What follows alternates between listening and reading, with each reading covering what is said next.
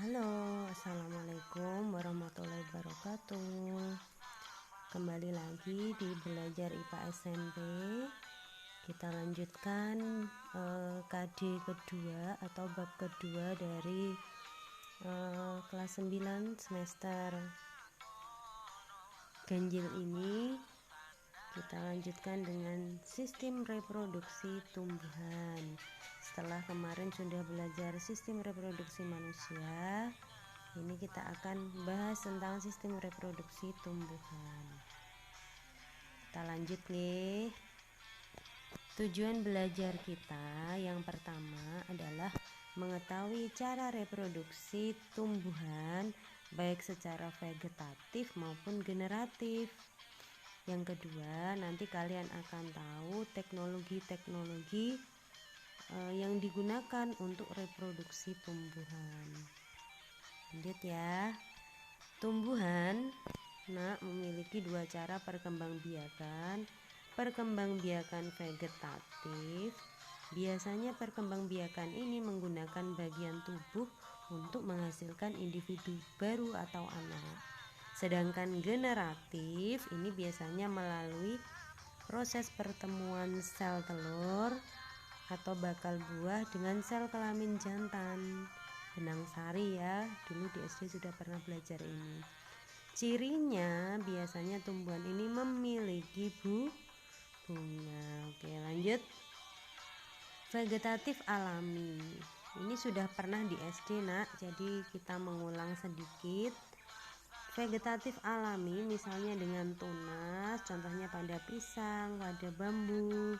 Ada dengan umbi lapis, contohnya pada bawang merah, umbi batang, contohnya pada kentang, umbi jalar itu pakai umbi batang ya.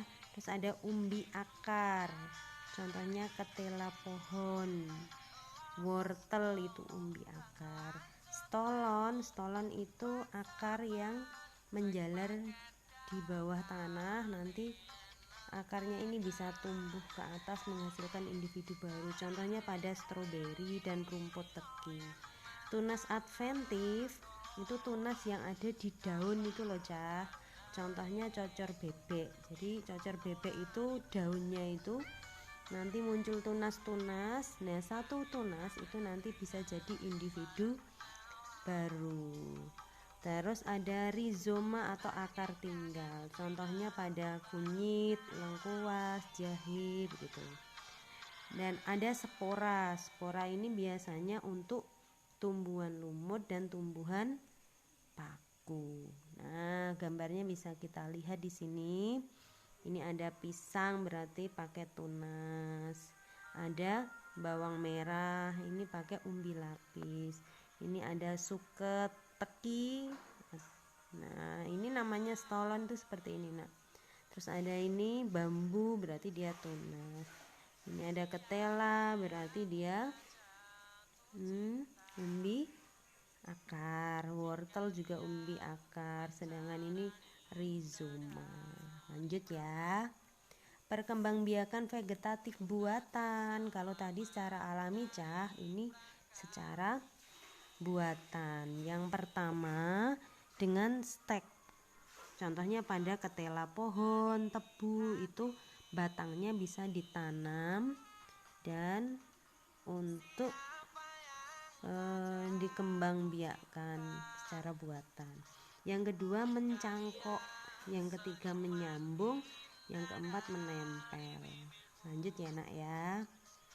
Perkembangbiakan generatif. Tadi perkembangbiakan generatif itu biasanya dicirikan dia memiliki bunga. Coba kita ingat kembali bagian-bagian dari bunga. Maaf, tadi loncat lagi. Di sini ada yang berwarna-warni itu mahkota nak. Terus ada kepala sari dan benang sari. Benang sari itu alat kelamin jantan nih. Ada putih, tangkai putih, dan di dalamnya ada bakal biji. Nah, bakal biji ini merupakan alat kelamin betina pada tumbuhan. Terus ada yang hijau ini namanya kelopak nak. Terus ada tangkai bunga. Nah, sebelum mengalami perkembangbiakan generatif atau secara kawin, didahului dengan penyerbukan. Apa itu penyerbukan? Jatuhnya benang sari di kepala putih. Nah, setelah terjadi penyerbukan, maka benang sari ini membelah menjadi inti generatif dan inti vegetatif. Nah, apa yang terjadi? Kita lihat selanjutnya. Nah, Ibu ulangi tadi, ada peristiwa penyerbukan, jatuhnya benang sari di kepala putih.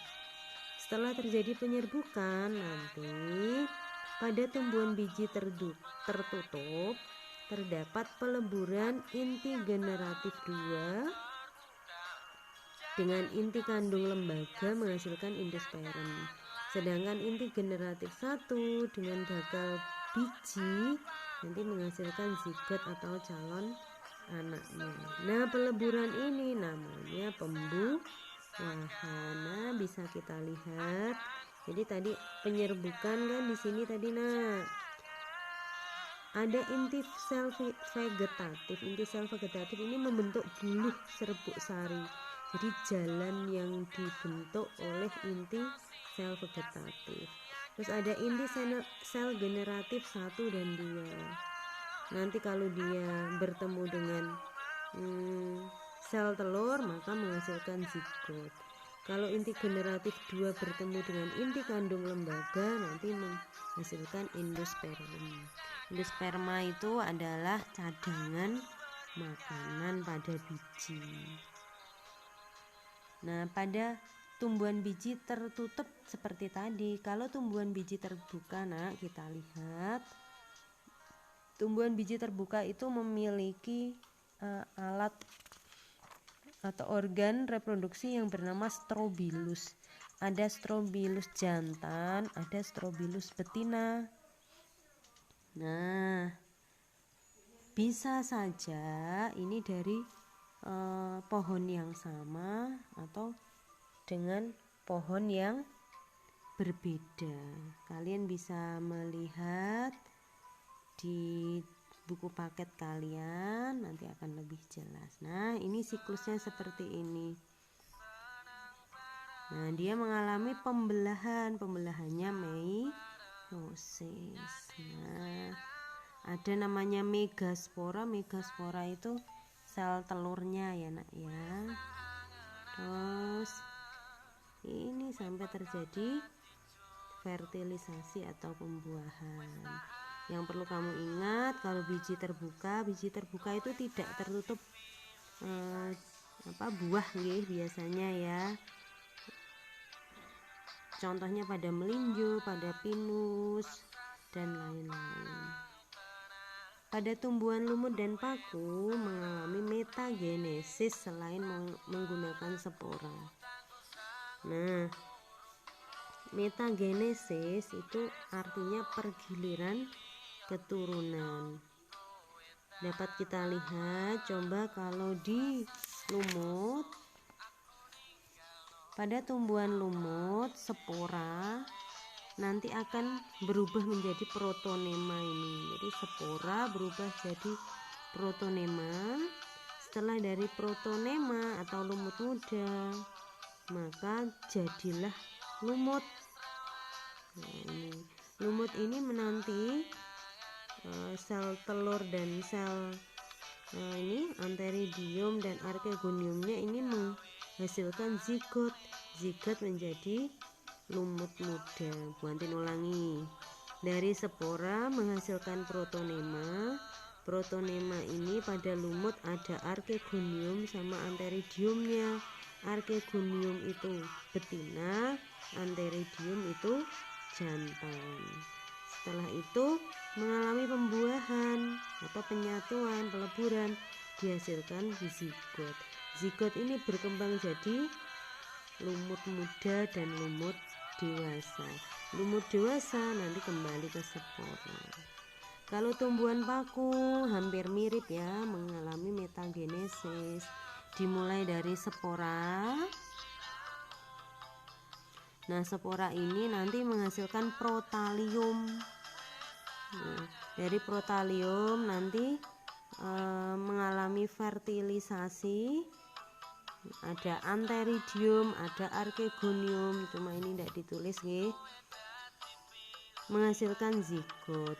Zigot menghasilkan tumbuhan paku dan nanti hasilnya ada sporangiumnya kembali. Lanjut, teknologi reproduksi tumbuhan ini yang dikenal banyak sekali, cuma ini ibu sebutkan 3. Yang pertama ada hidroponik. Hidroponik itu menanam tanpa media tanah. Nah, biasanya diganti dengan air dan sekarang sedang banyak dilakukan oleh masyarakat kita. Yang kedua adalah vertikultur, menanam tanaman dengan bertingkat. Nah, karena kurangnya lahan, biasanya vertikultur ini sekarang sedang digalakkan juga karena tidak memerlukan lahan yang luas. Yang ketiga, kultur jaringan. Apa itu kultur jaringan? Yaitu membuat individu baru dari bagian sel yang bersifat totipotensi. Totipotensi itu selnya cepat membelahnya, biasanya di meristem. Nah, ini dikerjakan di laboratorium, nanti dihasilkan keturunan yang sama dengan induknya, cepat dan tidak memerlukan tempat yang luas. Kalau ingin tahu, ini gambarnya. Yang ini hidroponik pakai air tadi ya. Yang ini vertikultur, nih bertingkat-tingkat seperti ini. Kalau ini kultur jaringan, jadi dia ini masih di botolnya itu ya. Oke, itu saja video tentang sistem reproduksi tumbuhan dan teknologinya. Terima kasih, tetap semangat belajar ya.